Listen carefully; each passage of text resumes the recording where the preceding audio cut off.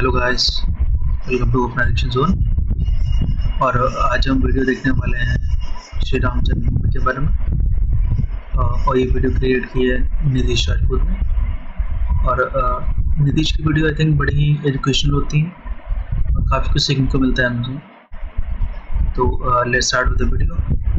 राम जन्मभूमि India की history का सबसे पुराना और कॉम्प्लिकेटेड मुद्दा है, जिसको लेकर अगर आज भी लोग बात करते हैं तो सेंसिटिव हो जाते हैं। इस एक डिस्प्यूट की वजह से सिर्फ अयोध्या में ही नहीं या फिर एक स्टेट में ही नहीं बल्कि पूरे इंडिया में दंगे हुए और हजारों लोगों की जान गई। और ये एक ऐसा केस था जहां पे भगवान राम खुद अपना केस लड़ते हैं, प्रॉपर उनकी फाइल बनती है सुप्रीम कोर्ट के अंदर। अब देखिए, आई एम श्योर कि इस मुद्दे के बारे में आपको जरूर पता होगा, लेकिन सुप्रीम कोर्ट के 1045 पेजेस की जो जजमेंट है उसमें कुछ ऐसी डिटेल्स है जिसमें आपको एक्चुअल रीजन समझ में आएगा कि क्यों ये लड़ाई 16th सेंचुरी से आज तक चली आ रही है। पूरा ये जो जजमेंट है ये मैंने पढ़ा है और इस पूरी वीडियो में आप मेरे मुंह से एक भी चीज ऐसी नहीं सुनोगे जो सुप्रीम कोर्ट का जो जजमेंट है उससे बाहर हो, या फिर गवर्नमेंट की रिपोर्ट्स, न्यूज या फिर आर्कियोलॉजिकल सर्वे की जो रिपोर्ट थी उससे बाहर हो। इस वीडियो को बनाने के पीछे का जो रीजन है वो बस यही है कि एक बार के लिए हम लोग अपने बायसेस को साइड में रखे फैक्ट के बेसिस में देखें कि आखिर ये सारी चीजें हुई क्यों, इनके पीछे रीजंस क्या थे। और सुप्रीम कोर्ट एक्चुअल में अभी चेंज होकर अयोध्या डिस्ट्रिक्ट हो गया है, तो अयोध्या डिस्ट्रिक्ट के अंदर ये सरयू नदी से इधर ये वो 2.77 एकड़ का लैंड है और ये जो प्लॉट नंबर है इसका 583 है, जिसको लेके इंडिया की हिस्ट्री का सबसे पुराना और सबसे बड़ा लैंड डिस्प्यूट शुरू हुआ। और आज की डेट में यहाँ पे राम मंदिर बन रहा है। और अभी आप न्यूज में ये वाला मैप देखते होंगे राम मंदिर के लिए, ये जो पूरा ग्रीन पार्ट आप देख रहे हो ये 67.7 एकड़ का एरिया है, लेकिन डिस्प्यूटेड एरिया जो है वो ये पूरा ग्रीन पार्ट नहीं है। डिस्प्यूटेड एरिया जो है वो ये इधर 2.77 एकड़ का जो एरिया है, इसको प्लॉट नंबर 583 भी कहते हैं, ये यहाँ पे है। इसके अंदर भी 0.313 एकड़ का जो एरिया है वो एक्चुअल डिस्प्यूट का एरिया है। तो यहाँ पे ही ये राम मंदिर बन रहा है। अब आप एक क्वेश्चन ये भी कह सकते हो कि 67.77 एकड़ का ये जो ग्रीन पार्ट है यहाँ पे पूरा क्यों नहीं बनाया गया, इसी इलाके में क्यों बनाया गया? तो देखिए, थोड़ा सा वेट करिए, अब ये सारी चीजें आपको स्टेप बाय स्टेप समझ में आ जाएंगी। तो देखिए, 500 BC का टाइम था और हिंदू पौराणिक बुक्स जैसे रामायण हो गई, भविष्य पुराण हो गए, इनफैक्ट लोमेश रामायण जो थे उनकी स्क्रिप्ट्स हो गई, इन सब की डिटेल्स को अगर जोड़ें तो जो अयोध्या था वो किंगडम ऑफ कौशला की कैपिटल थी। तो अब यहां से होता क्या है कि भगवान राम के बेटे महाराजा कुश जो थे वो अपने फादर भगवान राम के जन्म स्थान पे सबसे पहले अयोध्या में राम मंदिर बनवाते हैं। और फिर इसके बाद पीढ़ी दर पीढ़ी इनके जो वंशज थे उन्होंने राज किया इस एरिया में। तो ऐसे कर करके इनकी पीढ़ी से 44 राजा आते हैं जिन्होंने इस एरिया में राज किया, और जो आखिरी राजा थे वो थे बृहदबला, जिन्होंने अयोध्या पे राज किया। अब इन्हीं के टाइम पे महाभारत स्टार्ट होती है और महाभारत की लड़ाई में बृहदबला जो थे उनको अभिमन्यु मार देते हैं। और जब इनकी डेथ हो जाती है तो इनकी डेथ के बाद अयोध्या और जो राम मंदिर था उसकी हालत बहुत खराब हो जाती है, टूटने जैसी हो जाती है। अब इसके बाद ईयर 50 आई थिंक विक्रमादित्य थे, उन्होंने अयोध्या के मंदिर को दोबारा से इस्टेब्लिश करवाया और हर चीज़ को थोड़ा इम्प्रूव करवाया। अब बाबर के आने के बाद ये चीज़ें स्टार्ट हुई, ये राम मंदिर को तोड़ दिया जाता है और वहाँ पे मस्जिद की स्थापना की जाती है। और इसी चीज़ को लेके जो हिंदू महासभा है वो कोर्ट में एक केस फाइल करती है कि ये जो भूमि है, ये जो ज़मीन है, ये हिंदुओं की है और इस पर दोबारा से राम मंदिर इस्टेब्लिश होना चाहिए। 780 में उज्जैन के जो सम्राट थे महाराजा विक्रमादित्य, ये शिकार के लिए अयोध्या पहुंचते हैं। और जब ये अयोध्या पहुंचते हैं तो यहाँ पे संतों से मिलते हैं और जब इनको यहाँ की हिस्ट्री पता चलती है तो बहुत ज्यादा इंप्रेस हो जाते हैं। तो उसके बाद ये क्या करते हैं कि ये राम मंदिर और ये जो पूरा अयोध्या शहर था इसको दोबारा से बनवाते हैं। तो इनके टाइम पे राम मंदिर और पूरे अयोध्या का जो इंफ्रास्ट्रक्चर था वो बहुत ज्यादा डेवलप हुआ। और इसके बारे में जो सुप्रीम कोर्ट का जजमेंट है उसके पेज नंबर 673 में भी मेंशन किया गया। अब यहां तक तो सारी चीजें सही चल रही थी। इसके बाद ईयर आता है 1526 जब बैटल ऑफ पानीपत होती है और मोहम्मद बाबर जो था वो इब्राहिम लोदी को बैटल ऑफ पानीपत में हरा देता है। और इसके बाद फिर 20 अप्रैल 1526 में बाबर की एंट्री जो होती है वो भारत के अंदर होती है। अब यहां से चीजें चेंज होती हैं क्योंकि उस टाइम पे ये होता था कि अगर कोई रूलर होता था, अगर वो उस एरिया पे अपना कंट्रोल कर लेता था या फिर जीत जाता था, तो वहां जो दूसरे रिलीजन होते थे उनके जितने भी रिलीजियस स्ट्रक्चर होते थे उनको हटा के अपने फेथ के रिलीजियस स्ट्रक्चर बनवाता था, अपने साम्राज्य की जो प्रेजेंस है उसकी डोमिनेंस दिखाने के लिए। और इन सारी चीजों के बारे में मुगल्स के टाइम्स पे जो इंस्क्रिप्शंस थे, जैसे तारीख अवध बाय मोहम्मद कासिम, अकबर मसूद बाय अबद अल कादिर, इनमें मेंशन है। तो बाबर जो था वो इंडिया पे कब्जा करने के 2 साल बाद यानी कि ईयर 1528 में अपने कमांडर मीर बाकी को बुलाता है और अयोध्या के अंदर कोट रामचंद्र एक गांव था, वहां पे 2.77 एकड़ की एक जमीन थी, वहां पे मस्जिद बनवाने को कहता है। और वहां पे पहले से ही राम मंदिर था, उसको तोड़वा के बनवाया गया। उसके बारे में थोड़ा सा वेट करिए, अभी हम आगे डिस्कस करेंगे। तो फिर मस्जिद बन जाता है और मस्जिद का जो नाम था वो रखा जाता है बाबरी मस्जिद। ये जो बाबरी मस्जिद बनी थी ये कोट रामचंद्र फैजाबाद डिस्ट्रिक्ट, जिसको अब अयोध्या डिस्ट्रिक्ट कहते हैं, उसकी सदर तहसील परगाना हवेली अवध में बनी थी। उस टाइम के जो पेंटर्स थे उन्होंने इस मस्जिद की पेंटिंग बनाई थी, रिवर से इस तरीके से दिखती थी वो। इस मस्जिद की जो लोकेशन है वो बहुत ही इंपॉर्टेंट है, उसी की वजह से सारा कुछ हुआ है। तो ये जो लोकेशन है इसको मैं मैप पे भी दिखा देता हूँ। मैप कोर्ट में यूज हुआ था। ये मैप में ये जो एक्स वाई और जेड लिखा है ये यहाँ पे मस्जिद बनवाई गई थी। ये सीता रसोई और ये राम चबूतरा इसमें क्यों लिखा हुआ है ये सब आएगा अभी आगे। अब जब ये बाबरी मस्जिद उस टाइम पे बनाई गई थी तो जो गांव के आसपास के जो लोकल लोग थे उन्होंने दबी आवाज में अपनी नाराजगी दिखाई थी कि ये रामलला की जन्मभूमि है, लेकिन उस टाइम पे कुछ हुआ नहीं था। अब देखिए क्या होता है कि जो मुगल्स थे वो पीढ़ी दर पीढ़ी रूल कर रहे थे इंडिया के अंदर और ईयर 1857 तक मुगल्स का जो एरा था वो खत्म होने की कगार पे था। और इस टाइम पे एक चीज हुई थी जो इस केस के लिए बहुत इंपॉर्टेंट थी कि 7 अंग्रेज थे जो इंडिया के नॉर्दर्न और वेस्टर्न पार्ट में ट्रैवल करने आए थे और वो अपने ट्रैवल नोट्स बनाते थे। उन ट्रैवल नोट्स में वो अयोध्या के बारे में लिखा करते थे, राम मंदिर और कैसे लोग वहां पे पूजा करते हैं, इन सारी चीजों के बारे में लिखते थे। विलियम फॉस्टर ने अपनी book early travels in India में इस बारे में मेंशन किया और जजमेंट के भी पेज नंबर 663 में इसके बारे में आपको मिलेगा। ये वो 7 ट्रैवलर्स थे जिन्होंने अयोध्या में ट्रैवल करते टाइम कुछ नोट्स लिखे थे। ये कुछ स्टेटमेंट्स हैं, आप पॉज करके पढ़ लेना, जो ट्रैवल करते टाइम इन्होंने लिखी थी। इसमें जोसेफ उसके बाद भी राम मंदिर को लेके काफी परेशान थे, उनका भी बहुत लगाव था इस मंदिर से। तो जब मुगल्स वीक हुए और ब्रिटिशर्स का दौर शुरू हो रहा था उस टाइम पे सवाई जयसिंह जो थे उन्होंने मस्जिद के जस्ट बाहर कुछ एरिया खरीदा और वहां पे लेकिन एक चीज है, जितने भी लोग बाहर से इंडिया में आए हैं उन्होंने इंडिया की हेरिटेज को बेकार ही किया है। जितने भी मंदिर थे काफी मंदिरों को तोड़ दिया जाता है। तो ये चीजें क्यों हुई? शायद अपना रिलीजन स्टैब्लिश करने के लिए या अपनी फोर्सेस दिखाने के लिए। तो ये चीजें स्टार्टिंग से ही होती रही हैं। राम चबूतरा बनवा दिया था ताकि जो हिंदूज हैं वो अंदर तो जा नहीं सकते, एटलीस्ट बाहर से ही वहां पे पूजा कर सकें। तो ये जो राम चबूतरा था इस पे हिंदू पूजा करते थे, जो मस्जिद थी उसके सेंट्रल डोम की तरफ मुंह करके। ये ओरिजिनल मैप है, इसमें XYZ ये जो एरिया है ये मस्जिद थी और ये इधर ये राम चबूतरा, सीता रसोई, हनुमान द्वार, ये इस पूरे एरिया में हिंदू पूजा करने लगे थे। और अब आप ये सोच रहे होंगे कि ये जो NHOPJKL ये वाली जो लाइन है ये क्या है? ये बाउंड्री एक इंसिडेंट हुआ था, उसकी वजह से ब्रिटिशर्स ने मजबूरी में बनाई थी। अभी वो इंसिडेंट आएगा आगे। तो अब क्या होता है कि चबूतरा बनने के बाद एक ही जगह पे एक तरफ नमाज अदा हो रही थी और दूसरी तरफ भगवान राम की पूजा हो रही थी। अब इसके बाद मुगल्स जो थे उनका दौर खत्म हो चुका था और ब्रिटिशर्स आ चुके थे इंडिया के अंदर। तो जब ब्रिटिशर्स आए तो इंडिया का जो ग्रुप था वो राम मंदिर को लेकर अपनी बात उठाने लगा। वो ये कहने लगे कि ये जो मस्जिद है इसकी जगह पे पहले राम मंदिर हुआ करता था और इसको लेके जो ब्रिटिशर्स थे उनको लोकल जो जनता थी वो बहुत ज्यादा परेशान करने लगी थी। तो ईयर 1838 में ब्रिटिशर्स ने अपने एडमिनिस्ट्रेटर रॉबर्ट मॉन्टगोमेरी मार्टिन जो थे उनको अपॉइंट किया और उनसे कहा कि आप इस एरिया का सर्वे करो और ये बताओ कि पहले यहाँ पे क्या था और एक रिपोर्ट सबमिट करो इससे रिलेटेड। अब मार्टिन अपना सर्वे पूरा करते हैं और 3 पार्ट में अपनी रिपोर्ट बनाते हैं। इसमें मार्टिन ने बताया कि जो डिस्प्यूटेड लैंड है जिसमें हिंदू और मुस्लिम लड़ रहे हैं, अभी जहां पे मस्जिद है इस पे पहले एक मंदिर था और इन्होंने कहा कि मंदिर तो था लेकिन मस्जिद जो बनाई गई है वो मंदिर को तोड़ के बनाई गई है या प्लेन एरिया पे बनाई गई है, इसके बारे में कुछ नहीं कहा जा सकता। और एग्जैक्ट लैंग्वेज क्या उन्होंने यूज करी थी ये आप पॉज करके एक बार पढ़ लेना। जजमेंट के पेज नंबर 669 से 671 में मिल जाएगी आपको। अब ये जो रिपोर्ट आती है इसको सुन के जो लोकल लोग थे वो अपनी आवाज और ज्यादा उठाते हैं। उनका ये कहना था कि रामलला की जन्मभूमि है, उसके ऊपर ये बाबरी मस्जिद बनाई गई है। तो ये सारी बातें चलती रहती हैं और इसके बाद ईयर आता है 1853।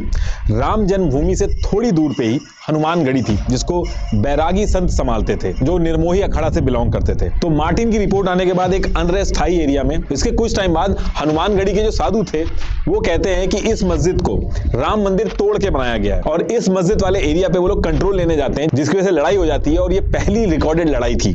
इसकी वजह से हिंदू मुस्लिम टेंशन बढ़ जाती है और आने वाले 2 साल तक हिंदू और मुस्लिम के बीच में दंगे चलते हैं। अब इसके 2 साल बाद ईयर 1855 में एक सुन्नी क्लेरिक गुलाम हुसैन कहते हैं ये जो हनुमानगढ़ी है यहाँ पे पहले मस्जिद थी और ये मस्जिद तोड़ के मंदिर बनाया गया है, और वो करीब 500 मुस्लिम फॉलोअर्स को इकट्ठा करते हैं और हनुमानगढ़ी में हमला कर देते हैं। लेकिन वहां पे पहले से ही 8000 बैरागी संत जो थे वो पहुंचे हुए थे। काफी लड़ाई होती है और इसमें मुस्लिम पक्ष जो था उसको काफी नुकसान होता है और 75 मुस्लिम्स की जान चली जाती है। इसके बारे में सर्वपल्ली गोपाल की book anatomy of a confrontation उसमें इसके बारे में मेंशन है, और जजमेंट के पेज नंबर 675 में भी इसके बारे में मेंशन है। तो इन दंगों की वजह से काफी अनरेस्ट हो गया था और ब्रिटिशर्स जो थे वो भी इन सारी चीजों से बहुत परेशान हो गए थे। तो उन्होंने क्या किया कि ये जो विवादित लैंड था इसको हिंदू और मुस्लिम्स के बीच में बांट दिया। अब ब्रिटिशर्स को ऐसा लग रहा था कि इससे चीजें कंट्रोल में आ जाएंगी, लेकिन ऐसा होता नहीं है। तो ईयर 1857 में ब्रिटिशर्स क्या करते हैं कि ये जो विवादित एरिया था इसको डिवाइड करने के लिए ग्रिल और ब्रिक्स का यूज करके 6 से 7 फीट की एक वॉल बना देते हैं। ये जो मैप के अंदर NHOPJKL वाली लाइन आप देख रहे हैं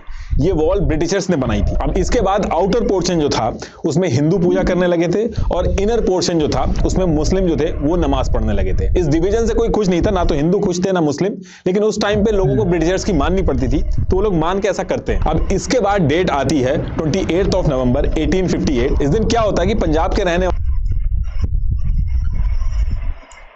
स्टार्टिंग से लेके अभी तक ना ये देश हिंदुओं का ही रहा है, और हिंदू अपने देश में रह के अपने भगवान की पूजा नहीं करेंगे तो फिर किसी दूसरे देश में थोड़ी ना जाएंगे। तो ये सब हमेशा से पता नहीं क्यों होता रहा है और अभी भी चीज़ें उसी ट्रैक पे हैं काफ़ी ज़्यादा। वाले महंत निहंग सिंह फकीर अपने साथ 25 और निहंग सिंह को लेके डिस्प्यूटेड लैंड यानी राम जन्मभूमि पर पहुंचते हैं। वहां पहुंच के डायरेक्ट मस्जिद में जाते हैं और मस्जिद के अंदर ही हवन और पूजा करने लगते हैं। और जब ये पूजा कर रहे होते हैं 25 निहंग सिंह मस्जिद को चारों तरफ से घेर लेते हैं और मस्जिद के अंदर कोल से राम लिख देते हैं और गुरु नानक जी की भी पूजा करते हैं। और जो राम चबूतरा था उसकी हाइट बढ़ा देते हैं, वहां पे भगवान राम की फोटो लगा देते हैं और हवन और पूजा करने के लिए एरिया बढ़ा देते हैं। ये चीज मस्जिद के जो मुअज्जिन थे सैयद मोहम्मद खातिब उस एरिया के थानेदार शीतल दुबे को एक रिटन कंप्लेन करके बताते हैं कि ये सारी चीजें चल रही हैं। ये उस कंप्लेन की ओरिजिनल कॉपी है, एग्जैक्ट ये एप्लीकेशन लिखी गई थी। इसके बाद जो अथॉरिटी होती है वो वहां पे पहुंचती है, निहंग सिंह जो थे उनको वहां से बाहर निकाल देती है, बीच बचाव करती है। लेकिन जो कंफ्लिक्ट था वो रुकने का नाम ही नहीं ले रहा था। एक ही टाइम पे जब अजान होती थी उसी टाइम पे शंख बजता था, जिससे डे बाय डे टेंशन बढ़ती जा रही थी और back to back complaints file होनी थी दोनों तरफ से। इसके बाद ईयर आता है 1877। इसमें हिंदू कहते हैं कि जो आउटर पोर्शन है ये तो हमारा है, हम चाहते हैं कि जो सिंह द्वार है इसको खोल दिया जाए। अभी जो एक तरफ से एंट्री होती है इसकी वजह से दिक्कत होती है, तो 2 तरफ से एंट्री होगी। तो अथॉरिटी जो थी वो ये बात मान जाती है। तो अब ये जो विवादित एरिया है यहाँ की जो एंट्री है वो 2 तरफ से होने लगी। अब इसके 6 साल तक चीजें कंट्रोल में रहती हैं, लेकिन इसके बाद ईयर आता है 1983।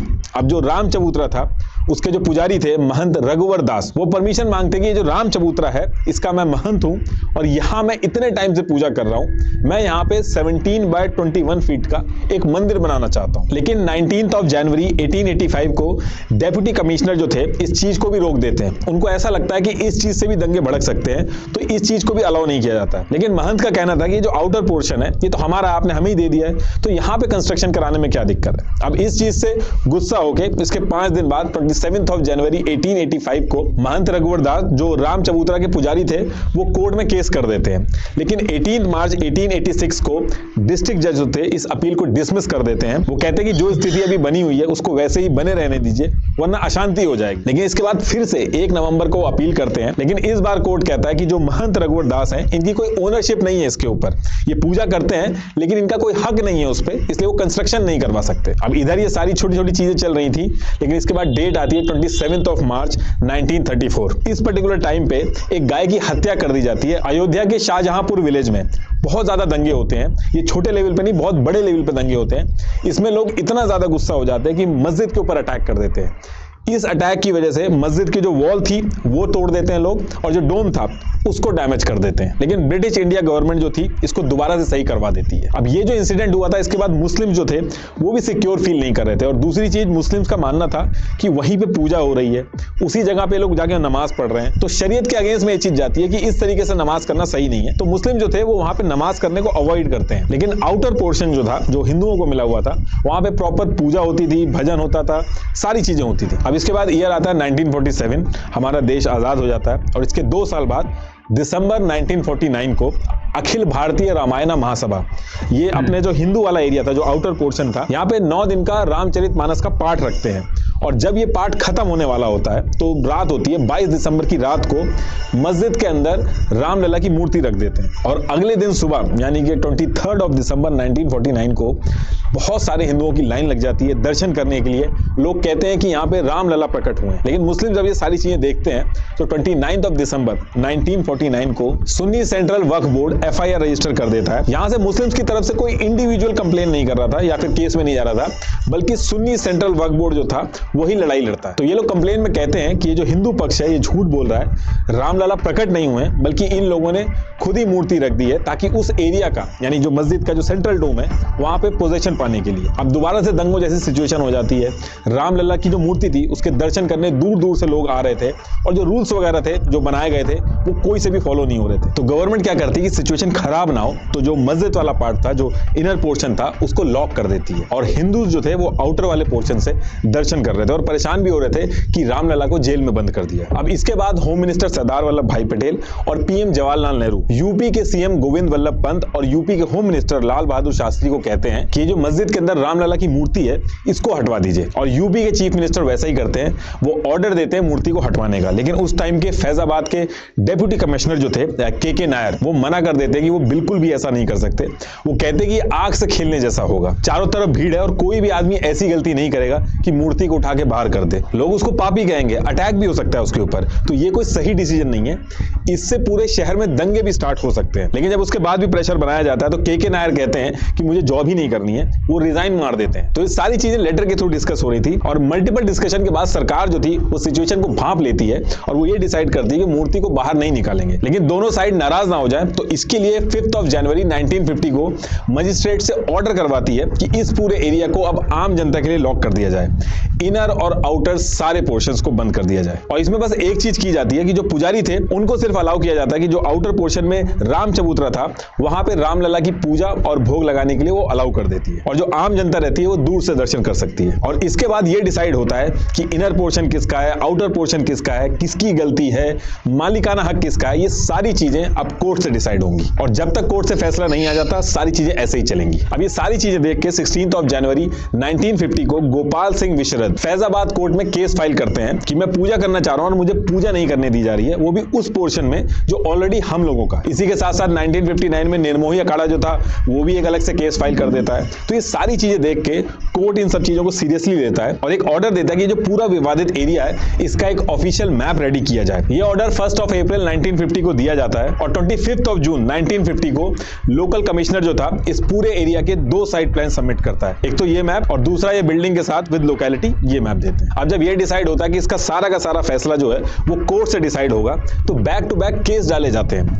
हिंदू पक्ष कहता है कि हमें अंदर जाके रामलला की पूजा करने दी जाए और मुस्लिम पक्ष जो था वो ये कहता है कि जो मूर्ति है इसको मस्जिद से बाहर निकाला जाए। कोर्ट के अंदर ये जो मस्जिद वाला एरिया था उसको विवादित ढांचा बोला गया और जो बाकी पूरा का पूरा लैंड था उसको विवादित एरिया बोला गया। मुस्लिम्स की तरफ से सुन्नी वक्फ बोर्ड जो था वो केस लड़ रहा था। उनका कहना था कि ये जो मस्जिद है ये बाबर ने बनाई थी, बाबर एक सुन्नी था और उस हिसाब से जो जमीन है वो सुन्नी सेंट्रल वक्फ बोर्ड को बिलोंग करती है। अभी जितने भी लोग केसेस कर रहे थे ये सारे केसेस इकट्ठे करके हाई कोर्ट में एक साथ ट्रांसफर कर दिए जाते हैं। लेकिन डिले बहुत हो रहा था इस पूरे प्रोसेस में क्योंकि फैसला आना ही अपने आप में हार्मोनी खराब कर देता था पूरे शहर की। अब जो हिंदू संगठन थे जैसे VHP, RSS वो इन सारी चीजों से खुश नहीं थे। उनको लगा कि ऐसे तो कभी जमीन मिलेगी ही नहीं, तो ये लोग इसके लिए अलग अलग टीम बना के काम स्टार्ट कर देते हैं। अब इसी बीच में ईयर 1980 में जो जनता पार्टी थी वो डिसॉल्व होके एक नई पार्टी बनती है जिसका नाम था BJP। अब इसके बाद अप्रैल 1984 में VHP एक कैंपेन स्टार्ट करती है ताकि ऑल ओवर इंडिया से ये राम मंदिर बनाने की जो मुहिम है ये बहुत तेज हो जाए। तो VHP जो थी वो इंडिया के अंदर अलग अलग हिस्सों में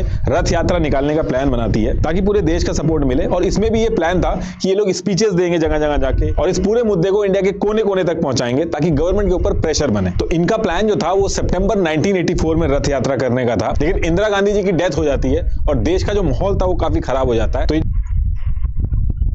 और इस टाइम क्या हुआ था, जो यूपी के CM थे वो भी मतलब हिंदूज का साथ नहीं दे रहे थे। उनका ये था कि अगर हिंदुओं की बात मान ली जाएगी तो मुस्लिम्स नाराज हो जाएंगे, अगर मुस्लिम्स की बात मान ली जाएगी तो हिंदू।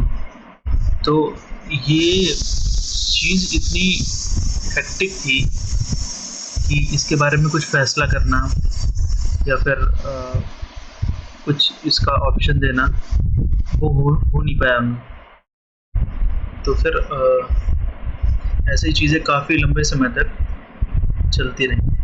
जो यात्रा थी वो रोक दी जाती है। इसी बीच इलेक्शन होते हैं और पहली बार बीजेपी इलेक्शन में खड़ी होती है। इनफैक्ट बीजेपी का जो पहला मैनिफेस्टो था उसमें राम मंदिर के बारे में नहीं था। तो इलेक्शन होता है और पहली बार बीजेपी खड़ी हुई थी, तो इनकी परफॉर्मेंस इतनी अच्छी नहीं रहती है, सिर्फ 2 सीटें मिलती हैं इनको। और इसी वजह से अटल बिहारी वाजपेयी को हटा के लाल कृष्ण आडवाणी जो थे उनको पार्टी का प्रेसिडेंट बना दिया जाता है। अब इसके बाद नेक्स्ट ईयर अक्टूबर 1985 में वीएचपी इंडिया के अंदर 25 जगह पे दोबारा से रथ यात्रा स्टार्ट करती है और जगह जगह से लोगों का भारी सपोर्ट मिलता है बीएचपी को, जिसको देख के हर कोई सरप्राइज हो जाता है। और यही वो टाइम था जब लाल कृष्ण आडवाणी ने बीजेपी को राम मंदिर के मुद्दे से जोड़ा। तो अब राम मंदिर बनवाने के लिए आरएसएस, बीजेपी, वीएचपी एक साथ सामने आ रहे थे और लोगों का भारी सपोर्ट मिल रहा था। और सेम ईयर 1985 में कांग्रेस भी फंसती है जब शाहबानो केस का जो सुप्रीम कोर्ट का फैसला था वो आता है। उस फैसले से कई सारे मुस्लिम ग्रुप्स जो थे वो बहुत गुस्से में थे। ये गुस्सा इतना ज्यादा था कि प्राइम मिनिस्टर राजीव गांधी जो थे वो संभाल नहीं पा रहे थे इसको। तो उन्होंने क्या किया कि एक कानून बना के सुप्रीम कोर्ट का जो फैसला था शाहबानो केस के लिए उसको पलट दिया था। अब जैसे ये हुआ तो राजीव गांधी के ऊपर एलिगेशन लगे कि ये मुस्लिम अपीसमेंट की पॉलिटिक्स कर रहे हैं। पूरा जो हिंदू बेल्ट था अब उसमें बीजेपी और वीएचपी की बातें ज्यादा हो रही थी। इसके साथ साथ 25 जनवरी 1986 को लॉयर उमेश चंद पांडे जो थे इन्होंने अपील कर दी थी कि रामलला की जो पूजा करने के लिए हिंदुओं के ऊपर रिस्ट्रिक्शन लगी है उसको हटा दिया जाए। तो इसको लेके लोगों में भी बहुत हल्ला होने लगता है, गवर्नमेंट भी प्रेशर में आती है। तो ये सारी चीजें जो हो रही थी इसी बीच में अचानक से हाई कोर्ट के जज ऑर्डर दे देते हैं कि हिंदुओं के दर्शन के लिए रामलला के जो गेट है उसको खोल दिया जाए। अब ये जो हाँ, ये हुआ क्यों था ये समझ नहीं आ रहा था। जब राम मंदिर के बाहर का हिस्सा हिंदुओं का है तो हिंदुओं को उसमें जाने से क्यों रोका जा रहा है? ऐसा तो नहीं होना चाहिए था ना। फैसला है ये तो बहुत नॉर्मल है, लेकिन इस फैसले को लेके बहुत ज्यादा हल्ला होने लगता है क्योंकि जिस तरीके से इसको लागू किया गया था राजीव गांधी के ऊपर सवाल उठने लगे थे कि आने वाले इलेक्शन में हिंदू वोट बैंक को दोबारा से अपनी तरफ करने के लिए ये कदम उठाया गया। क्योंकि जैसे ही हाई कोर्ट से ऑर्डर आया था उसी के 40 मिनट के अंदर ये ताला खोल दिया गया था। और ये जो ताला खोला गया था इस पूरे प्रोसेस को लाइव टीवी पे टेलीकास्ट कराया गया था। इनफैक्ट गवर्नमेंट ने कोर्ट को अश्योर किया था कि अगर ताला खोला जाता है तो कोई लॉ एंड ऑर्डर की प्रॉब्लम नहीं होगी, जबकि जब ताला लगाया गया था तो यही हवाला दिया गया था कि लॉ एंड ऑर्डर की प्रॉब्लम हो जाएगी, इसलिए ताला लगाना जरूरी है। लेकिन इस पर्टिकुलर टाइम पे बातें चेंज हो गई थी। इस पूरे केस के अंदर जो जल्दबाजी हुई उससे जो इनकी इंटेंशन थी उसके ऊपर डाउट आया, क्योंकि एक नॉर्मल कोर्ट प्रोसीजर की तरह नहीं चल रहा था। राजीव गांधी पे ब्लेम आया कि उन्होंने शाहबानो केस के डैमेज कंट्रोल करने के लिए और हिंदू अपीसमेंट के लिए किया है। तो इससे जो राजीव गांधी थे वो दोनों तरफ से फंसे थे। और जब ताला खोला जाता है तो उसके बाद जो हिंदू ग्रुप्स थे वो फिर से राम मंदिर को बनाने की मांग को तेज कर देते हैं। और ये सारी चीजें देख के मुस्लिम्स ने भी बाबरी मॉस्क एक्शन कमेटी बनाई, जिसका काम इस मामले से डील करने की प्लानिंग बना के आगे बढ़ने का था, क्योंकि इस मुद्दे ने पूरी तरीके से पॉलिटिकल एंगल ले लिया था। लेकिन बाबरी मॉस्क एक्शन कमेटी जो थी वो कोई कोर्ट में जाके प्रेजेंट नहीं होती थी। मुस्लिम्स की तरफ से कोर्ट में सुन्नी वक्फ बोर्ड जो था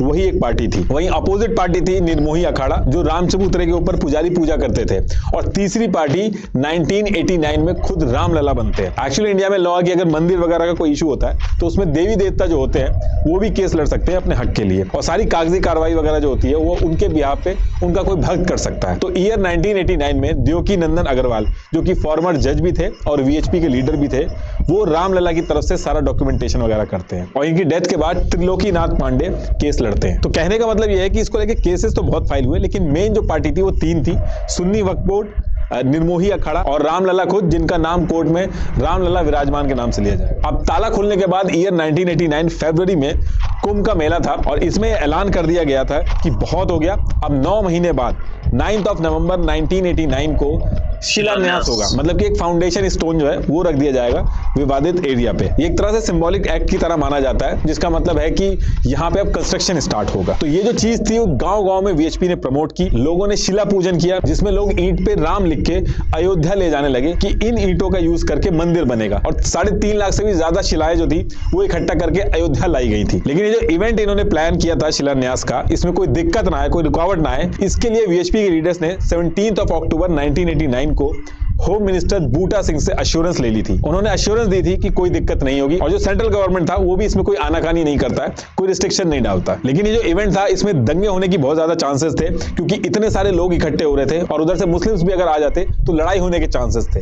लेकिन 9 नवंबर 1989 को होम मिनिस्टर बूटा सिंह और यूपी के सीएम नारायण दत्त तिवारी इनकी मौजूदगी में शिलान्यास कर दिया जाता है और कोई दंगे नहीं होते, कोई लड़ाई झगड़ा नहीं होता। एक एक स्टेप करके वीएचपी और आरएसएस जो थी मंदिर बनाने के लिए वो आगे बढ़ा रही थी और इलेक्शन आने वाले थे तो ये सारी चीजें देख के बीजेपी भी इसमें कूदती है। नवंबर 1989 को लाल कृष्ण आडवाणी जो थे इन्होंने भी रथ यात्रा का अनाउंसमेंट कर दिया था और ये जो यात्रा थी वो वीएचपी के जो रथ यात्रा थी उससे अलग अनाउंस की गई थी। इस रथ यात्रा को सितंबर 1990 को गुजरात के सोमनाथ टेंपल से स्टार्ट किया जाता है और इस रथ यात्रा को अलग अलग रीजन से होके 10,000 किलोमीटर का सफर तय करके अयोध्या पहुंचना था। जब ये यात्रा शुरू होती है तो पूरे इंडिया में हल्ला होता है और बीजेपी पार्टी इस वजह से बहुत ज्यादा हाईलाइट हो जाती है। इस यात्रा की वजह से पूरे इंडिया में राम मंदिर का मुद्दा उठ गया था और कई जगह पे दंगे भी होने लगे थे, स्पेशली वहां पे जहां पे हिंदू और मुस्लिम पॉपुलेशन का जो बैलेंस था वो बराबर नहीं था। अब ये जो रथ यात्रा थी ये कुछ दिन बाद 22 अक्टूबर 1990 को बिहार पहुंचती है। जैसे ही आडवाणी बिहार पहुंचते हैं तो 22 अक्टूबर 1990 को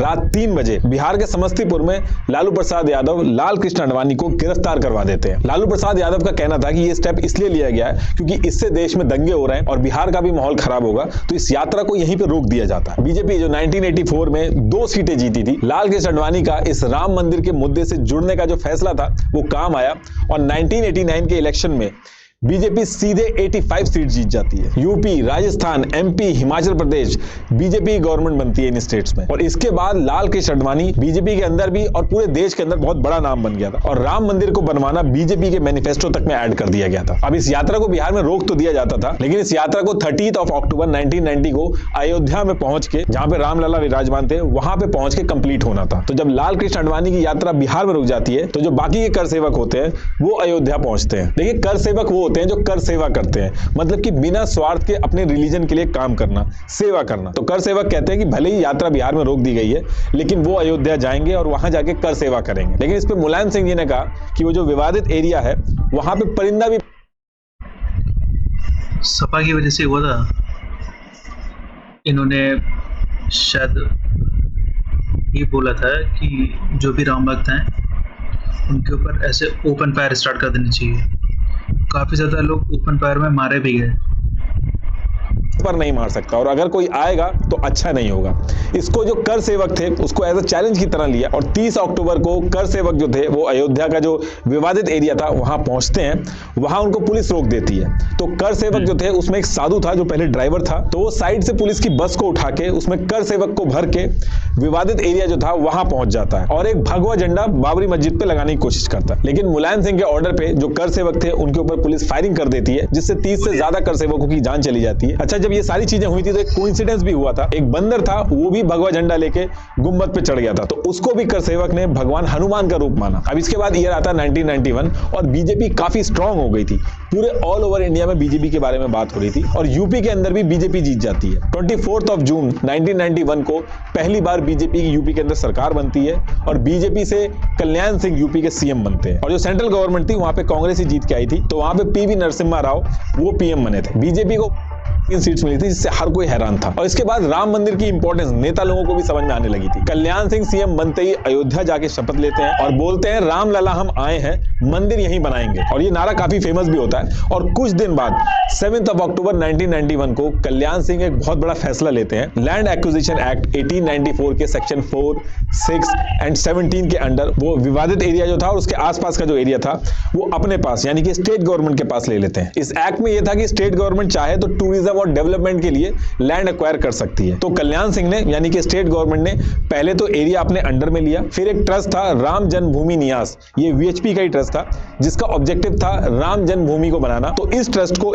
1 रुपए की लीज में ये पूरी जमीन दे दी जाती है और ऐसा बोला गया कि इस एरिया में श्री राम कथा पार्क बनाया जाएगा टूरिज्म और डेवलपमेंट के लिए। लेकिन इसके तुरंत बाद मुस्लिम ग्रुप जो थे वो कोर्ट पहुंच जाते हैं कि ये लोग मनमानी कर रहे हैं, ये अनकॉन्स्टिट्यूशनल है। तो इसके बाद हाई कोर्ट जो थी इस फैसले के ऊपर स्टे लगा देती है और ये जो जमीन वगैरह लीज पे दी गई थी ट्रस्ट को, उस पे होल्ड लग जाता है। और इसमें कोर्ट एक चीज और करता है कि इस जमीन के ऊपर कोई भी कंस्ट्रक्शन अलाउड नहीं होगा, मतलब एक छोटा सा भी कंस्ट्रक्शन इस विवादित एरिया के ऊपर कोई नहीं बनवा सकता, क्योंकि दोनों ग्रुप्स की तरफ से अलग अलग ट्रिक्स खेल के पोजीशन लेने की कोशिश की जा रही थी। ये लोग पैसा लगा लगा के आसपास के जो लैंड थे, जो विवादित एरिया था उसके आसपास का जो लैंड था वो सब भी खरीदे थे और इसके लिए बहुत सारे लोग फंड और डोनेशन भी दे रहे थे। अब इसके बाद ईयर शुरू होता है 1992 और कल्याण सिंह यानी कि बीजेपी की सरकार थी। जनवरी 1992 को पहली चीज ये होती है कि जो विवादित एरिया था उसके आसपास बैरियर लगाए हुए थे, तो उन बैरियर्स को हटा दिया जाता है। इससे पहले किसी का भी उस एरिया में बिना परमिशन के आना उतना आसान नहीं था, लेकिन जब ये बैरियर हट जाते हैं तो वहां आना जाना और पॉसिबल हो जाता है। तो ईयर के स्टार्टिंग में इन बैरियर्स को हटा दिया जाता है और फेब के मंथ में आरएसएस, बीजेपी, वीएचपी और बजरंग दल एक मीटिंग करते हैं। अभी जो मीटिंग थी इसको लेके कई चीजें बोली गई। फॉर्मर इंटेलिजेंस ब्यूरो के जो हेड थे मलॉय कृष्णधर, इन्होंने क्लेम किया कि इस मीटिंग में 6 दिसंबर 1992 यानी कि कुछ महीने बाद विवादित ढांचा को गिराने की पूरी प्लानिंग की गई और ऐसा इसलिए किया गया ताकि कोर्ट में केस स्ट्रांग हो, क्योंकि अगर उस जमीन पे मस्जिद रहेगी तो जो कोर्ट है वो इनके हक में फैसला नहीं दे पाएगा। तो ये जो आईबी ऑफिसर थे मलॉय कृष्णधर, इन्होंने क्लेम किया कि इनकी सिक्योरिटी लगी हुई थी। इन्होंने मीटिंग की रिकॉर्डिंग भी की और अपने सीनियर को भी दी, लेकिन कुछ उससे हुआ नहीं। इसमें मलॉय धर ने कांग्रेस के जो नरसिम्हा राव थे उनको भी ब्लेम किया कि कांग्रेस जो थी वो दोनों ग्रुप को सपोर्ट करने के चक्कर में आंख बंद करके बैठी थी। ये सारे जो एलिगेशन इन्होंने लगाए हैं, इनकी book open secrets India's intelligence इसमें है। इसके बाद चीजें जो थी वो बहुत ज्यादा इंटेंस होती जाती हैं। 24 मार्च 1992 को कल्याण सिंह यूपी के सीएम बिना डरे पब्लिक स्टेटमेंट देते हैं कि चाहे गवर्नमेंट रहे या ना रहे, राम मंदिर बनना चाहिए। अब इस पूरे सिनेरियो में दिक्कत ये थी कि जो हिंदू ग्रुप्स थे उनका कहना था कि ये जो एरिया है उसमें वहां पे उनको कंस्ट्रक्शन करके पूजा तो करने दी जाए, लेकिन कोर्ट से ऑर्डर ही नहीं थे, वहां पे कंस्ट्रक्शन ही नहीं हो सकता था। 7 जुलाई 1992 को पहली बार पब्लिकली लोगों तक वीएचपी ने अपनी बात पहुंचाई और इनडायरेक्टली कहा कि अगर कंस्ट्रक्शन नहीं किया जा सकता तो विवादित ढांचा गिराया तो जा सकता है, उस पर तो कोर्ट ने कुछ नहीं कहा।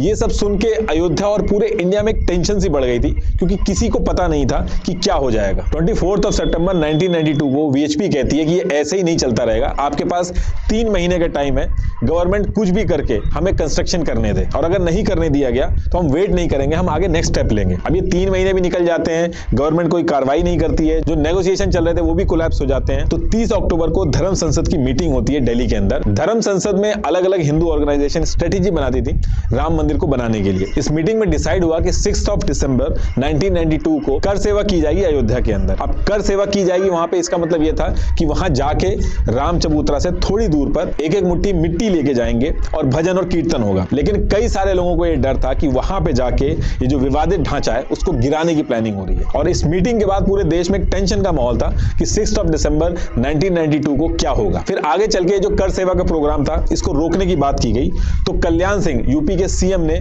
सुप्रीम कोर्ट में एप्लीकेशन दी और यूपी विधानसभा में गारंटी ली कि खाली कर सेवा होगी और मस्जिद को कुछ नहीं होगा। और उन्होंने ये भी चीज ऐड करी कि ऐसे टाइम पे अगर हम कर सेवा को रोकेंगे तो दंगे और उल्टा भड़क जाएंगे। अब ये सारी चीजें करने के बाद कल्याण सिंह ने क्या किया, उन्होंने राइटिंग में सिक्योरिटी को बोला कि किसी भी सिचुएशन में कर सेवक के ऊपर गोली नहीं चलनी चाहिए। प्रकाश सिंह जो डीजीपी थे उन्होंने कहा कि यूपी गवर्नमेंट ऐसे ऑफिसर्स लगा रही थी मंदिर के आसपास जो उनके हिसाब से चले। 1 दिसंबर 1992 से ही पूरे देश से कर सेवक अयोध्या पहुंचने लगे थे। 1.5 लाख से भी ज्यादा कर सेवक पहुंच गए थे और पूरी अयोध्या जो थी वो एक छावनी की तरह बदल गई थी। और एक दिन पहले यानी कि 5 दिसंबर 1992 को जो भीड़ थी, स्टेज वगैरह बना दिया गया था, उसमें नेता लोग आके भाषण दे रहे थे, जिसमें अटल बिहारी वाजपेयी और लाल कृष्ण आडवाणी जो थे उन्होंने भाषण में कहा कि विवादित एरिया पे कंस्ट्रक्शन नहीं किया जा सकता, लेकिन वहां पे बैठने के लिए उसको समतल तो किया जा सकता। ऐसे ही लाल कृष्ण आडवाणी भी बोलते हैं कि बलिदान देना होगा, सरकार की कुर्बानी अगर देनी पड़ेगी तो वो भी देंगे।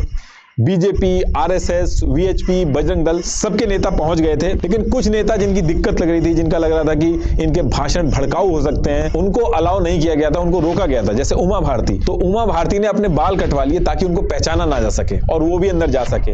ये प्लान उनका सक्सेसफुल हुआ, क्योंकि सच में सिक्योरिटी को शुरू में पता नहीं चल पाता है और वो पंडाल में पहुंच जाती है। अब डेट आती है 6 दिसंबर 1992 की। एक तरफ साइड में जो पंडाल लगे हुए थे, स्टेज लगे हुए थे, वहां पे नेताओं के भाषण चल रहे थे, कर सेवक भी जो थे वो चुपचाप अपना भजन कीर्तन कर रहे थे। लेकिन जैसे ही 11:30 बजते हैं तो जितने भी कर सेवक थे वो विवादित ढांचा जो था उसकी तरफ पहुंचने लगते हैं। फिर 1:55 होते होते पता चलता है कि जो विवादित ढांचा था उसका एक पार्ट गिरा दिया जाता है। फिर 3:30 होते होते दूसरा पार्ट गिरा दिया जाता है और फिर 4:49 PM पे एक ह्यूमन चेन बना के लकड़ी का एक पोल लिया और उससे विवादित ढांचा को गिरा दिया और रामलला की मूर्ति, लक्ष्मण जी की मूर्ति और हनुमान जी की जो मूर्ति थी वो गर्भगृह जो था वहां पे रख दी और टेंट से मंदिर बना दिया। अब इसके थोड़ी थोड़ी देर बाद करीब 6 बजे यूपी के अंदर प्रेसिडेंट रूल लगा दिया जाता है और 6:15 पे यूपी के सीएम जिन्होंने गारंटी ली थी कि ऐसा कुछ नहीं करेंगे, वो रिजाइन कर देते हैं और जो लोकल पुलिस थी वो खुद एफआईआर करती है। 2 एफआईआर की जाती हैं, एक लीडर के खिलाफ और एक जो एक पूरी क्रिमिनल एक्टिविटी थी उसके खिलाफ। अब ये इंसिडेंट तो हो जाता है, लेकिन इस इंसिडेंट के बाद सिर्फ अयोध्या ही नहीं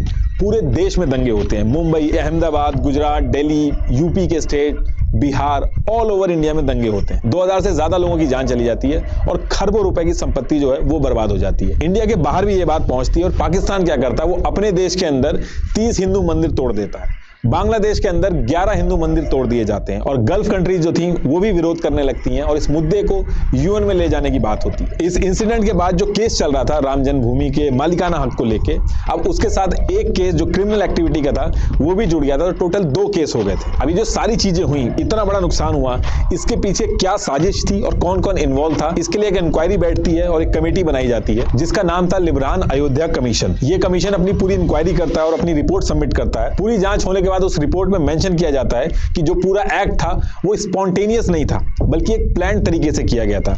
इसमें कई सारे वीएचपी और बीजेपी के लीडर का नाम था, कई सारे कर सेवक थे उनका नाम था। लेकिन 2020 आते आते स्पेशल सीबीआई कोर्ट ने कहा कि ये प्री प्लान नहीं था और लीडर्स को छोड़ दिया जाता है। इस इंसिडेंट के बाद आरएसएस और वीएचपी पे बैन भी लगता है और बीजेपी भी जिन जिन स्टेट्स में सरकार बनाई थी उसने उसको डिसमिस कर दिया जाता है और फिर आगे चल के जो बैन था वो हट जाता है। अब 6 दिसंबर 1992 में जो ये सारी चीजें हुई थी, इसको लेके पूरे इंडिया में एक अनरेस्ट था और अब सेंट्रल गवर्नमेंट हरकत में आती है और इसके अगले महीने 25 जनवरी 1993 को एक एक्ट लेके आती है, अयोध्या एक्ट ऑफ 1993। इसमें क्या होता है कि ये पूरा एरिया आप देख रहे हो 67.7 एकड़, इसमें से ये 2.77 एकड़ डिस्प्यूटेड लैंड जो होता है, इस 2.77 एकड़ में भी 0.313 एकड़ जो है वो एक्चुअल डिस्प्यूटेड एरिया माना जाता है जहां पे मूर्ति रखी गई थी। तो इस 2.77 एकड़ के एरिया को छोड़ के बाकी का एरिया सेंट्रल गवर्नमेंट ने अपने अंडर में ले लिया और जब ये एरिया अपने अंडर में लिया तो इसमें दुकानें, कमर्शियल प्रॉपर्टीज, ये सारे घर वगैरह जो थे, जैसे अतिक्रमण होता है जब हाईवे वगैरह पास होता है तो उनको गवर्नमेंट रेट के जो पैसे दे दिए जाते हैं, ठीक वैसे ही किया गया। तो ये जो जगह थी पूरी तरीके से खाली करा दी गई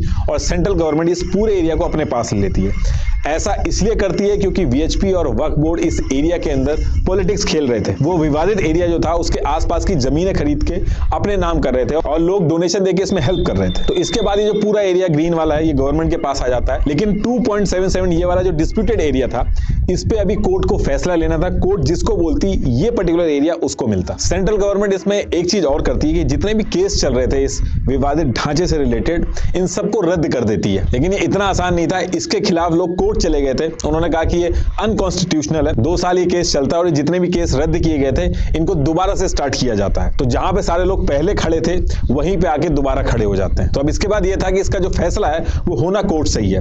तो 2003 में हाई कोर्ट में केस स्टार्ट होता है और सबसे पहले आर्कियोलॉजिस्ट की टीम बुलाई जाती है कि अब जो साइंटिफिक तरीके हैं और जो फैक्ट्स हैं उनको ढूंढा जाने लगता है। तो 12 मार्च 2003 को एएसआई की टीम सर्वे स्टार्ट करती है। पहले जीपीआर सर्वे किया जाता है, मतलब कि ग्राउंड पेनिट्रेटिंग रडार। इसमें बिना कोई गड्ढा खोदे इलेक्ट्रोमैग्नेटिक वेव जो होती हैं वो भेजी जाती हैं, तो उससे पता चलता है कि जमीन के अंदर कुछ है कि नहीं और उसके हिसाब से खुदाई होती है। ऐसा नहीं होता कि एक तरफ से अगर सर्वे स्टार्ट हो गया तो सारी की सारी जमीन खोद दी जाती है। तो पहले जीपीआर सर्वे किया गया था, उसके बाद जहां जहां इमेजेस आई थी वहां पे 6 महीने तक खुदाई चलती है। ट्रांसपेरेंसी के लिए 2 जुडिशियल ऑफिसर्स को रखा जाता है। जितने टाइम सर्वे होता है पूरे टाइम वो लोग वहीं रहते हैं और एक क्लियर इंस्ट्रक्शन रहते हैं कि जीपीआर में भले ही कुछ भी आए लेकिन किसी भी कीमत पे गर्भगृह वाला जो एरिया था जहां पे रामलला विराजमान थे उसको नहीं छेड़ना है, वहां पे खुदाई नहीं करनी है। अब इसके बाद एएसआई की रिपोर्ट आती है। तो पहली चीज इस रिपोर्ट में ये बताई जाती है कि बाबरी मस्जिद के नीचे एक स्ट्रक्चर मिला है लेकिन वो इस्लामिक नहीं है। दूसरी चीज इसमें ये बोली जाती है कुछ ऐसे स्ट्रक्चर मिले हैं जिससे ये लगता है कि पहले यहाँ पे कोई प्राचीन मंदिर रहा हो। और तीसरी चीज एएसआई ये बोलती है कि हम ये तो कंफर्म नहीं कर सकते कि जो बाबरी मस्जिद बनाई गई है वो राम मंदिर को तोड़ के ही बनाई गई है कि नहीं, लेकिन ये कह सकते हैं कि बाबरी मस्जिद को खाली जमीन पे नहीं बनाया गया। अब इधर ये सारी चीजें चल रही थी, वहीं पे विवादित जमीन जो थी वहीं लश्कर तैयबा के 5 आतंकी अटैक करने के लिए घुस जाते हैं। 5 जुलाई 2005 को टेम्परेरी जो मंदिर बनाया था उस पे ये लोग अटैक करने का ट्राई करते हैं। इसमें एक सिविलियन की जान चली जाती है, कई लोग जख्मी हो जाते हैं, लेकिन सीआरपीएफ इन 5 आतंकियों को मार देती है। अब इसके बाद 2010 में ये सारे प्रूफ देखे जाते हैं दोनों ग्रुप्स अपनी अपनी दलीलें देते हैं और 2010 में हाई कोर्ट सारी चीजें देखने के बाद अपना फैसला सुनाता है। इस जजमेंट में कोर्ट कहता है कि हाँ, उस जगह पे रामलला का जन्म हुआ था और बाबरी मस्जिद के नीचे कोई भी इस्लामिक स्ट्रक्चर से रिलेटेड कोई चीज नहीं मिली है। दूसरी चीज, हाई कोर्ट 2.77 जो डिस्प्यूटेड लैंड था उसको 3 पार्ट में बांट देती है और सेंट्रल एरिया जो था वो राम जन्मभूमि न्यास यानी खुद राम भगवान को दिया जाता है। दूसरे हिस्से में राम चबूतरा और जो सीता रसोई थी वो निर्मोही अखाड़ा को दिया जाता है और तीसरा जो बचा हुआ हिस्सा होता है वो सुन्नी वक्फ बोर्ड को दे दिया जाता है। अब ये डिसीजन तो आ जाता है, लेकिन इस डिसीजन से कोई भी जो पार्टी थी वो खुश नहीं थी और इसकी वजह से 2011 में ये लोग सुप्रीम कोर्ट चले जाते हैं। तो जब ये केस सुप्रीम कोर्ट में जाता है तो शुरू के 6 साल तो इस पर सुनवाई नहीं की जाती है। फिर अगस्त 2017 में सुप्रीम कोर्ट में सुनवाई स्टार्ट होती है, जिसको ये 5 जज देखते हैं। सबसे पहली चीज, सुप्रीम कोर्ट ये कहता है कि ये जो हाई कोर्ट का फैसला ये सही नहीं है, तो वो इस पे स्टे लगा देता है और फिर सुप्रीम कोर्ट सारी चीजें देख के अपना फैसला सुनाता है। सुप्रीम कोर्ट का फैसला 4 चीजों पे बेस्ड था। पहला, एएसआई की रिपोर्ट। सुप्रीम कोर्ट ने एएसआई की रिपोर्ट मानी, जिसमें यह निकल के आया था कि मस्जिद से पहले वहां पे नॉन इस्लामिक ढांचा था। तो इससे सुन्नी वक्फ बोर्ड का जो मेन क्लेम था कि मस्जिद खाली जमीन पे बनाई गई थी वो वीक हो गया था। दूसरा था इंग्लिश ट्रैवलर्स, जो शुरू में हमने डिस्कस किए थे कि अंग्रेज आए थे तो उन्होंने ट्रैवल नोट्स बनाए थे, जो कि कोर्ट के अंदर एक रिटन प्रूफ की तरह उन्होंने काम किया, जिसमें किस तरीके से पूजा होती थी, राम के बारे में क्या क्या बात हुई थी, वो सारी चीजें थी। तीसरा था एडवर्स पोजेशन। हिंदुओं ने विवादित जो जगह थी वहां पे कभी भी पूजा करना रोका ही नहीं और कोर्ट के अंदर पोजीशन जो होता है वो किंग होता है। अगर मिट्टी भी पड़ी थी तो मिट्टी के ऊपर भी पुजारियों ने पूजा की, लेकिन पूजा को रोका नहीं। और वहीं दूसरी तरफ मुस्लिम जो थे वो ईयर 1934 हो या फिर 1949 के बाद से वो वहां पे नमाज पढ़ने गई नहीं। चौथी चीज थी क्रॉस एग्जामिनेशन ऑफ विटनेसेस। जैसे कोर्ट के जजमेंट के पेज नंबर 1029 पे भी पढ़ना आप, उसमें जज विटनेस परमहंस राज से कहते हैं कि आपको ये नहीं लगता कि जो सेंटर एरिया है जहां पे आप कह रहे हो कि रामलला का जन्म हुआ है, तो ऐसा नहीं हो सकता कि क्या पता कुछ हाथ साइड में यानी कि लेफ्ट में या फिर कुछ हाथ राइट में वहां पे जन्म हुआ हो। तो वो कहते हैं कि एक उंगली भी इधर उधर नहीं, एग्जैक्ट जो मस्जिद थी उसका जो सेंट्रल डोम है उसके अंदर गर्भगृह जहां पे रामलला विराजमान है एग्जैक्ट वहीं पे है और इसमें 1% भी डाउट नहीं है। तो जितने भी पुजारी आए कोई भी अपनी बात से हिला नहीं। तो ये सारी चीजें देख के 9 नवंबर 2019 को फैसला आता है 2.77 लैंड पूरा का पूरा रामलला विराजमान यानी कि राम भगवान को दे दिया जाता है। ना तो निर्मोही अखाड़ा को ना ही सुन्नी वक्फ बोर्ड को दिया जाता है, पूरा का पूरा रामलला विराजमान को जाता है। एक तरह से राम भगवान को ही जमीन दे दी गई थी और सुन्नी वक्फ बोर्ड जो था उसको 5 एकड़ जमीन, डिस्प्यूटेड लैंड जो था उससे 25 किलोमीटर दूर एक धानीपुर विलेज है अयोध्या डिस्ट्रिक्ट में, वहां पे दे दी जाती है। निर्मोही अखाड़ा जो इतने सालों से केस लड़ रहा था उसको कुछ नहीं मिलता है। अब आप इसमें यह भी कह सकते हैं कि रामलला विराजमान जो है उनको पूरा एरिया मिल गया, लेकिन उसको मैनेज कौन करेगा, वहां पे जो कंस्ट्रक्शन का काम होगा वो कौन कराएगा। तो इसके लिए ये जो 2.77 एकड़ एरिया है, सिर्फ इसकी बात कर रहा हूं मैं, पूरे 67.7 एकड़ की बात नहीं कर रहा हूं। तो इस 2.77 एकड़ डिस्प्यूटेड लैंड के लिए सुप्रीम कोर्ट का ऑर्डर फॉलो हुआ, जिसमें यह हुआ कि सेंट्रल गवर्नमेंट ने एक ट्रस्ट बनाया जिसका नाम था श्री राम जन्मभूमि तीर्थ क्षेत्र। इसको 15 मेंबर मैनेज करेंगे, लेकिन सुप्रीम कोर्ट ने कहा था कि इस ट्रस्ट में एक मेंबर निर्मोही अखाड़ा का भी रखना होगा। तो इन 15 लोगों में एक निर्मोही अखाड़ा के मेंबर थे, बाकी के जो लोग थे वो स्पिरिचुअल लीडर, गवर्नमेंट के जो अपॉइंटीज होते हैं, ये सब थे। तो अभी राम मंदिर का जितना भी काम देखा जा रहा है वो सारा का सारा श्री राम जन्मभूमि तीर्थ क्षेत्र जो है वो करवा रहा है। और ये जो बाकी का ये जो ग्रीन एरिया है इसके डेवलपमेंट के लिए सेंट्रल गवर्नमेंट का प्लान है, इसको धार्मिक स्थल की तरह डेवलप किया जाएगा। जैसे वैष्णो देवी में श्रद्धालु आते हैं उनको फैसिलिटेट किया जाता है, ठीक वैसे ही किया जाएगा। अच्छा, इस सुप्रीम कोर्ट के जजमेंट में एक चीज और हुई थी। तो जब ऐसे जजमेंट दिए जाते हैं तो उसमें हमेशा एक ऑथर होता है, यानी कि जिसने सारे जजेस के एस्पेक्ट्स और ओपिनियन को ध्यान में रखते हुए जजमेंट लिखाया है। लेकिन राम मंदिर जजमेंट में ऑथर का नाम कभी डिस्क्लोज ही नहीं किया गया। अगर आप जजमेंट के आखिरी में देखोगे एक एडेंडम है जिसका फॉन्ट भी अलग है, जिसमें 5 में से एक जज ने मेजॉरिटी डिसीजन को मानते हुए अपनी एकदम अलग रीजनिंग दी है, जिसे लीगल भाषा में कॉन्करिंग जजमेंट बोलते हैं। और उसमें यह लिखा है कि डिस्प्यूटेड स्ट्रक्चर भगवान राम मंदिर का है हिंदू बिलीफ्स के हिसाब से। अभी करंट की बात करें तो 5 अगस्त 2020 को प्राइम मिनिस्टर नरेंद्र मोदी जी ने फाउंडेशन स्टोन और भूमि पूजन करवाया था। और अब 2020 ये था हमारा वीडियो राम मंदिर जन्मभूमि के ऊपर। और ये जो चीज़ें हुई हैं ना काफ़ी टाइम से, इतनी केसेस या फिर जो भी हैं, अगर हिंदू उस टाइम ये सब चीज़ें छोड़ देते ना तो ये ज़मीन कभी भी हिंदू के पास आती नहीं। तो जो भी चीज़ें, जैसे जो स्थान था वहाँ पे पूजा जो स्टार्टिंग से होती थी, वो इन सब के बाद भी वहाँ पे पूजा करना और ये सारी चीज़ें करना तो बहुत ही सही था वो। और कोर्ट को भी इसलिए थोड़ी आसानी रही कि अपना जजमेंट दे सके हिंदुओं के साथ। तो ये था मेरा रिएक्शन इस वीडियो पे। That's all for the day. अगर आपको मेरा रिएक्शन अच्छा लगा हो मेरे चैनल को लाइक करें, सब्सक्राइब करें। तब तक के लिए बाय बाय, टेक केयर।